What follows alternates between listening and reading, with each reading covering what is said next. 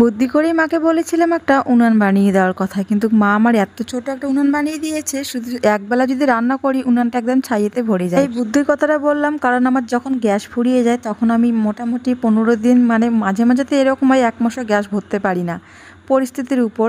তো যাই হোক, এই জন্য মাকে বলেছি মা আমাকে একটা উনান বানিয়ে দাও, আমার শ্বশুরবাড়িতে অনেক খড়ি, তাই যখন গ্যাস ফুরোবে অন্তত ওই কটা দিন আমি রান্না করতে পারবো। আর উনানটা নিয়ে আসার পর এত ছোট হয়ে গিয়েছে, রান্না করতে একটু অসুবিধা হয়ে যায়। আর যখন রান্নাবান্না করি না, উনানটা কিন্তু বেশি বড়ই লাগে, আর বড় উনানে তাড়াতাড়ি রান্না হয়ে যায়। তো কি করব, মা এখন বানিয়ে ফেলেছে।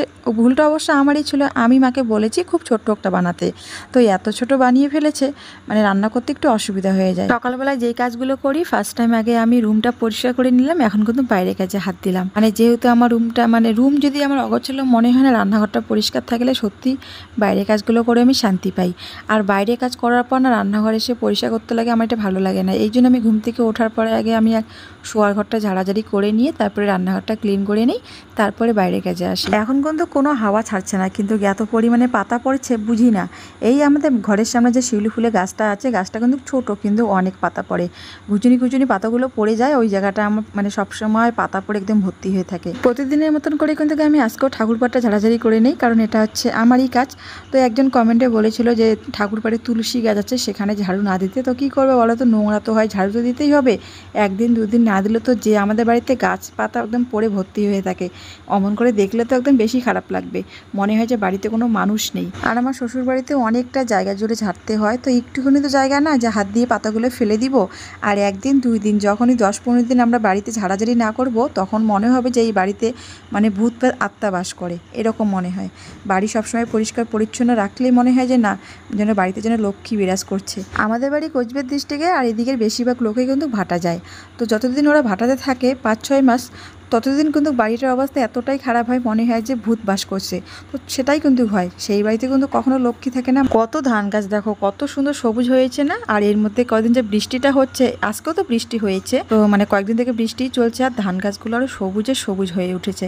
বৃষ্টিতে সব কিছু কিন্তু জীবনদান পায়, মানুষও পায়, এবং কি গাছপালা সব কিছুই। আর দেখতে দেখতে কিন্তু আমাদের পুজো চলে আসলো, দেখতে দেখতে বছর ঘুরে আসলো। এই সেদিন পুজোতে ঘুরলাম, আবার দেখো বছর চলে আসলো। বিয়ের পর আমাদের জীবনে সব কিছু যেন খুব তাড়াতাড়ি হয়ে যায়। দেখো, যখন আমরা মেয়েবেলায়, মানে বিয়ে হয়নি তখন আমরা ভাবতাম মানে কবে 365 দিন পর আমরা আবার পুজো দেখতে পারবো, দুর্গা পূজা ঘুরতে পারবো, নতুন জামা প্যান্ট কিনবো, এটা আসলে আমাদের আবেগ। তো এখন দেখো বিয়ের পর সব কিছু যেন তাড়াতাড়ি হয়ে যায়, মানে ভাবতেই পারি না যে বছরটা কোন দিক দিয়ে ঘুরে গেল, মানে সব কিছুই অন্যরকম লাগে। আর এখন মন থেকে শখ আহ্লাদ সব আমাদের উঠে গেছে, কারণ এখন আমাদের জীবনটাই পাল্টে গেছে। এখন আমাদের দায়িত্ব কর্তব্য সব কিছুই অন্যরকম, দায়িত্ব আছে, কর্তব্য আছে, এখন নিজের নিয়ে ভাবার কোনো সময় নেই। এখন স্বামী সন্তান পরিবার নিয়ে আমাদের সব কিছু। এখন আমরা ভাবি যে পুজোতে আমরা কী শাড়ি নিব না নেব, আমি কিন্তু অন্তত ভাবি না, কিন্তু আমি ভাবি আমার ছেলেকে কী কিনে দিব, এটাই আমার মানে ভাবনা এখন। আর সময় তো কারোর জন্য থেমে থাকেই না, সময় তো চলতেই থাকে। যাই হোক, অনেক বকবক করলাম, বকবক করে স্নান করে চলে আসলাম। দেখো এসে আজকে না মানে ভাত বসিয়েছি, তার সাথে আলু শুধু দিয়েছি, ভাতটা একেবারে করে নিয়েছি। আর ভাত তো আমি ইন্ডাকশন ওভেনে রান্না করি, আর সাথে দুটো আলু কেটে দিয়েছি, সেটা দিয়ে খেয়ে কিন্তু বর গাড়ি নিয়ে সকালের দিকে যাবে।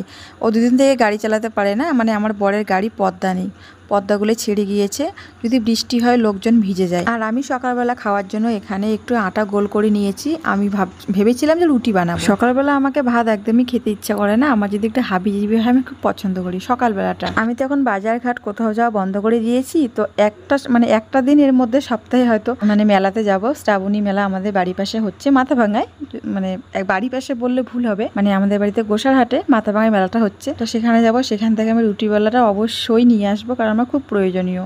এইরকম করে থালার মধ্যে রুটি বেলতে আমার ইচ্ছা করে না, কিন্তু মাঝে সাঝে রুটি খেতে ইচ্ছা করে, এর জন্য আমি থালার মধ্যে রুটি বেলে নেই। তো আছে আমার বড় জার আছে, আমার শাশুড়ি মার আছে, কিন্তু না যেতে ইচ্ছা করে না, ওরা সবসময় রুটি বানাই খায়, আর আমি তো মাঝে সাঝে করি, তো তাই আর ভাবি যে আনবো, পরে আবার আসবে নিতে, মানে ভালো লাগে না। তো প্রথমেই ভেবেছিলাম রুটি করবো, কিন্তু তারপরে দেখি না, মানে রুটি করলে চা বানাতে হবে, আর চা তো সকালবেলা এমনিতেই খাই না। এখন কি করলাম, রুটিটার মধ্যে চিনি দিয়ে একটু রুটিটা ভাজ করে দিলাম, আর সাদা তেল দিয়ে একটু ভেজে নিলাম, পরোটার মতন হবে।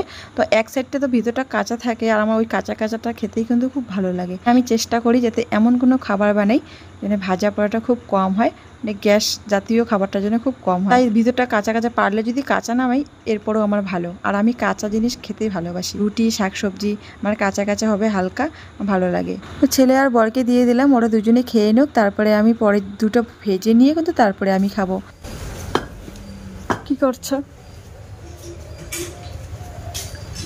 মিস্ত্রি কাজ, সিঁড়ি বানাচ্ছে। এখানে বস্তাটা ছিল, সাপ ঢুকে যাবে, এখানে তো ঢুকতে পারতো। হ্যাঁ এখানে বস্তা ছিল, বস্তাটা কতদিন আর যায়, ছিঁড়ে গিয়েছে। তো এখন এই জায়গাটা তো সিল দেওয়া হয়নি, তো এখানে ইট দিয়ে ভালো করে মিস্ত্রি, বাড়িরই মিস্ত্রি আমাদের।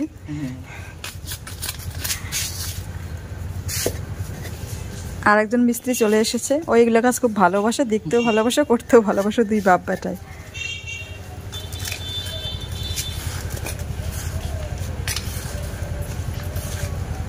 আর পাশুন্ডে না, সব কাজে কিন্তু মেয়ে মানুষের দ্বারা কখনোই হয় না। যেমন এগুলো কাজ কিন্তু ছেলে মানুষকেই লাগে, এগুলো হচ্ছে ভারী কাজ, আর আমরা তো ভারী কাজ এমনিতেই করতে পারি না। হ্যাঁ, চেষ্টা করলে পারবো, কিন্তু অনেক কষ্ট হবে, আর এগুলো অভ্যাস মানে লাগবে। তো আমাদের তো সেরকম কোনো অভ্যাস নেই। আর বৃষ্টি এখন পড়ছে, আমার ছেলে দেখো নাইটি মাথায় দিয়েছে, আর আমি যে বৃষ্টিতে ভিজে কাজ করছি, আমাকে কিন্তু মানে কাপড় এনে দিল, আমাকে বলছে মা তুমি মাথায় দাও। আর জামা কাপড়গুলো ধুয়ে রেখে দিয়েছি, তারপরে তাড়াহুড়ো করে রান্নাঘরে গিয়েছি। আর এখন সকালে খাবার খেয়ে দিয়ে এখন একটু ফ্রি হলাম, এখন জামা কাপড়গুলো মেলে দিচ্ছি। কিন্তু বৃষ্টি হচ্ছে, এই জামা কাপড় তো শুকোবে না, মানে দুদিনও শুকাবে না, কিন্তু আমার তো মেলে দিতেই হবে, জলটা তো ঝরবে। কিন্তু বৃষ্টি হচ্ছে, বারবার ভিজে যাচ্ছে। আর সকালের সময় বেলাটা না হুড়হুড় করে চলে আসে, মানে বুঝতেই পারি না, সকালে খাবার খেয়ে বেরোতে না বেরোতে আবার দুপুরে রান্নার ঝামেলা, মানে ভাবা যায়। আর রান্না করতে মিলতে, পরিষ্কার করতে মিলতে একদম বেজে যায় 2টো 3টো। তারপরে কোনো সময় নেই, মানে সংসারে কাজবাজ নিয়ে সময় পারি না, আবার নিজের জন্য কী সময় দেবো বলো তো।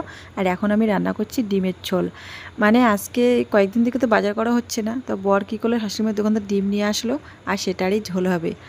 আর ডিমের ঝোল করছি, আর তারপরে দেখি কি করা যায়, কারণ আমার না আবার এক তরকারি দিয়ে খেতে আমার খুবই অস্বস্তি, আমি খেতে পারি না।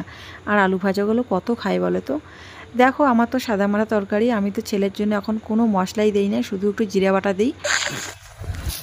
বাড়িতে ডিমের তরকারি রান্না করলাম, আর এখন শুধু ডিমের তরকারিতে ভাত খাওয়া যায়। আর এখন একটু কচু পাতা তুলবো, এই যে দেখো গামলা হাতে নিয়েছি, কয়েকটা তুলেছি। তো এখন ও স্নান করলো এখনই। তবে অবশ্য গ্রামেগঞ্জে বাড়ি থাকলে এই চিন্তা থাকে না যে এক তরকারি দিয়ে কি খাওয়া যাবে, মানে আমরা চেষ্টা করলেও কিন্তু মাঠে ঘাটে কিন্তু একটু চাইলেও শাকসবজি তুলতে পারি। তো শাকসবজি আর কোথায় পাবো, চারপাশে একদম ধান গাছ দিয়ে ভর্তি করে রেখেছে। তো এখন আমি গেলাম কচু পাতা কয়েকটা তুলতে, আর বৃষ্টি হচ্ছে, এই কচুগুলো কিন্তু গলায় লাগতে পারে। তো এখানে আমি কয়েকটা রসুন শাক দিব, আর এগুলো কিন্তু আমি ভাপ দিয়ে নেব, ভাপ দিয়ে নিয়ে কিন্তু রান্নাটা করব। তাহলেই কিন্তু গলায় লাগবে না। আর কচু শাকে যত পারবে লঙ্কা বেশি করে দিবে, দারুণ টেস্ট লাগে। আমার তো লঙ্কা দিয়ে ভীষণই টেস্ট লাগে। আর কচু শাক মানে লঙ্কা, কিন্তু আজকে ভাগ্যক্রমে লঙ্কা নেই। তো এই যে লঙ্কা এইটুকু কাটলাম, রসুন দুটো আমি থেতো করে নিয়েছি, মানে এমন করে রান্না করব। আর কচু শাক তোমরা অনেকভাবে অনেক রকম করে রান্না করতে পারো। তো অনেকেই বলো কচু শাকের ভিডিও দিতে, মানে সময়ের অভাবে দিতে পারি না। দেখি সময় যদি কোনোদিন ভালো হয় নিশ্চয়ই আমি চেষ্টা করব। তো এখন জানোই তো ছোটো বাচ্চা নেই, তাড়াহুড়ো করে কাজ করি। তো আজকের ব্লগটা এই পর্যন্তই আমি শেষ করলাম।